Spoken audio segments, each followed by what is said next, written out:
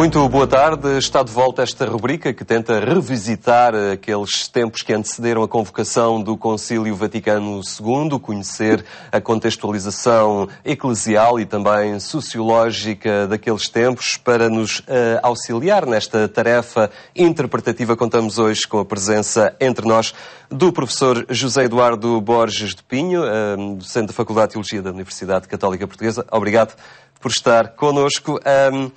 Vivemos nesta época que antecede a convocação do Concílio Vaticano II por João XXIII. Podemos referir um certo desfazamento entre a celebração da fé e a participação ativa da comunidade crente. Havia os fiéis participavam nos atos litúrgicos, embora ainda não existia aquela concepção que depois se viria a chamar de Assembleia Celebrante.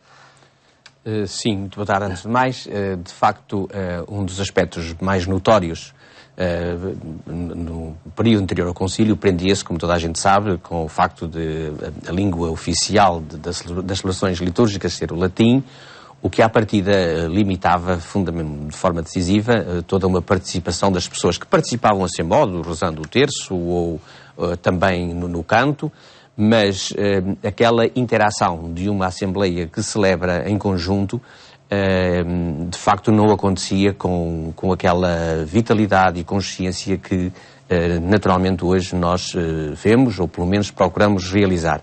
É evidente que havia vários aspectos de mentalidade que favoreciam isso.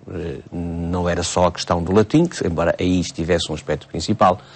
Havia uma concepção sacramentalista da celebração da missa, nomeadamente, portanto, obviamente que se não se entendiam determinados textos também não se valorizava a celebração da palavra e, portanto, aquela tendência sacramentalista de valorizar realmente o sacramento da Eucaristia no sentido estrito, a parte da consagração e o chamado cânon, a oração eucarística que nós hoje dizemos, tudo isso levava a alguns comportamentos onde, de facto, a participação dos fiéis na celebração era muito limitada. Eu recordo, e muitos recordam também, que, por exemplo, sobretudo os homens normalmente, para eles a celebração da missa em que participavam e o cumprimento do dever dominical acontecia se eles chegassem à celebração ou reentrassem na celebração após o ofertório. Portanto, na parte propriamente, chamemos-lhe de forma incorreta, sacramental no sentido estrito. Isto revela uma mentalidade que não compreende toda a celebração da Eucaristia, da missa, portanto, como um conjunto, onde há a mesa da palavra, a mesa da Eucaristia, onde, de facto, a palavra de Deus ocupa um lugar fundamental. Havia até, e numa perspectiva mais física, o sacerdote estava de costas voltadas para a Assembleia, havia uma divisória que ainda podemos encontrar em muitos tempos, até porque são antigos e tem uma presença ali histórica, mas que dividia as Assembleias. De alguma forma, são estruturas que foram ultrapassadas com o Concílio e que nós podemos percebê-las até na construção dos novos templos hoje em dia, não é? Sim, sim, e na disposição do altar, antes de mais, na centralidade do altar, com todo o seu significado teológico-litúrgico, mas de facto essa forma de celebrar e do Presidente estar de costas para a Assembleia, como todos nós percebemos, não favorecia à partida todo um elemento básico e simbólico de comunicação e de participação que numa celebração tal qual nós as entendemos é fundamental. Obviamente que haverá sempre quem diga que aquela forma de celebrar com o Presidente de costas voltadas poderia também ter um sentido teológico, um sentido espiritual e eventualmente favorecer também uma percepção do mistério. Eu creio que tudo isso é possível, depende sempre muito da subjetividade de quem celebra e de quem participa na celebração, mas, de facto, o sentido da Eucaristia, na sua pluralidade de expressões, que é isso que nós não podemos esquecer. Antes do Concílio, havia muito a tendência para focalizar a percepção da Eucaristia numa linha sacrificial, sacrifício, é de facto o sacrifício da missa, é o sacrifício da Eucaristia, mas tem outras dimensões, dimensão de refeição, dimensão de assembleia que reúne à volta do Senhor ressuscitado, etc. Portanto, tudo isso contribui de facto para que não houvesse, por vezes, a percepção da riqueza da própria Eucaristia no seu conjunto e das condições também exteriores de participação, nomeadamente na língua e no canto, que eram importantes. O Concílio tentou dar volta a essa situação, talvez visivelmente será das coisas que mais facilmente os fiéis se aperceberam no pós-concílio, não é?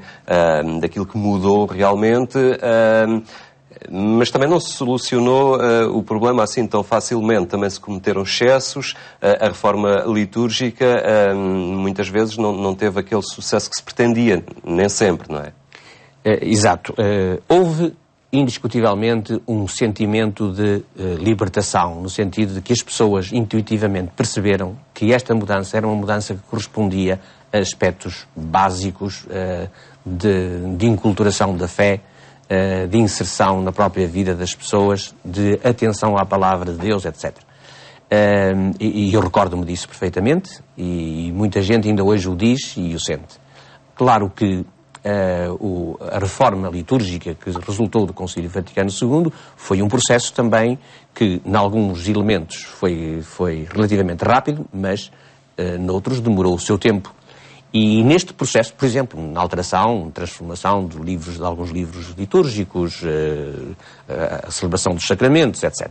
Ora bem, nesta fase nós cristãos, católicos, não estivemos à altura também dos impulsos que o Concílio trouxe. O Concílio que era o resultado de uma longa marcha de estudos litúrgicos e de pessoas que procuraram, de facto, ir às fontes. O que acontece realmente, não estivemos à altura muitas vezes no canto, na escolha dos cânticos nas nossas celebrações, embora tenha havido logo nos princípios, recordo-me perfeitamente, nomeadamente cânticos que vinham de França com uma enorme qualidade. Não houve sensibilidade para perceber que, sendo em português, havia também todo um conjunto de aspectos de comunicação que teriam de ser, de facto, cuidados, não é? Entramos no excesso da palavra, fala-se por tudo e por nada, perdeu-se muitas vezes o sentido do silêncio na celebração, que é um elemento fundamental. É evidente que hoje, quando entramos nas nossas igrejas antes das celebrações, por vezes notamos uma barulheira e uma conversa no espaço da interior que de facto não está bem, que as pessoas banalizaram por vezes, mas isso são consequências todas de alguma falta de qualidade e de rigor e de exigência que nós próprios, não tem nada a ver com o concílio nem com a reforma litúrgica. Eu creio que um dos aspectos que hoje nos preocupa e que muitos sentem tem muito a ver com as nossas homilias. Quer dizer, de facto, a homilia ocupou desde logo a proclamação da palavra. É evidente que se vou proclamar as leituras na língua que todos entendem, eu tenho de saber proclamar, tenho de saber primeiro que as pessoas entendam, que as pessoas ouçam e também fazê-lo de forma digna. Portanto, mas depois a homilia tem de ser, de facto, é uma tarefa difícil, mas tem de ser muito cuidada e as pessoas têm de ter consciência, os celebrantes, os sacerdotes têm de ter consciência de que realmente é um momento fundamental sob diversos pontos de vista e, portanto, que não é o lugar de dizer tudo nem de qualquer maneira. Esta mudança veio trazer mais gente para as celebrações, nomeadamente as camadas mais jovens, talvez mais desfasadas daquela tradição do participar com a língua latina. Trouxe mais gente, até porque os cânticos e a introdução de novos instrumentos também na ação litúrgica resultou na vinda de mais gente para as celebrações. Eu penso que imediatamente que não. Trouxe certamente um sentimento de participação e de contentamento e de percepção. Eu agora percebo o que está a acontecer e quero também participar, isso sem dúvida. Em termos numéricos, Creio que não, por uma razão muito simples. O concílio acontece no momento em que os processos vários de secularização que estavam a acontecer e que também continuam, já estavam em marcha. E portanto, isso aconteceu que não foi notório assim, de imediato, mas evidentemente que a progressiva diminuição da prática dominical que tem acontecido é um fenómeno que tem outras razões, outras causas, que teria acontecido da mesma forma ou ainda maior se não tivesse havido a reforma litúrgica, mas são fenómenos, eu diria, paralelos, que nós temos de os refletir em conjunto, mas que não se condicionam mutuamente, na minha opinião. Portanto, a reforma litúrgica aí trouxe uma percepção, na minha perspectiva, uma percepção de conteúdos fundamentais e do essencial do que estava em jogo. Por exemplo, as pessoas falavam muito de cerimónias da Semana Santa. Era o aspecto cerimonial, muitas vezes teatral, que dominava, quando, de facto, num esforço lento de tradução e de explicação e de percepção, se entrou num caminho de maior participação, de nos sentirmos, é uma das indicações fundamentais da Sacrosantum Concílio, de nos sentirmos membros ativos da celebração, no acolhimento da Palavra de Deus e no acolhimento dos dons de Deus. Mas os processos de distanciamento relativamente a práticas eclesiais e celebrativas aconteceram e era inevitável que viesse a acontecer. Mudaram com alguma lentidão, embora hoje se note realmente grandes diferenças, e este foi talvez dos elementos com maior visibilidade que o Concílio acabou por introduzir. Dr. Borges de Pinho, muito obrigado por nos ter elucidado nesta questão central. Foi esta rubrica sobre o Concílio Vaticano II. Estaremos de volta de hoje a 8 dias.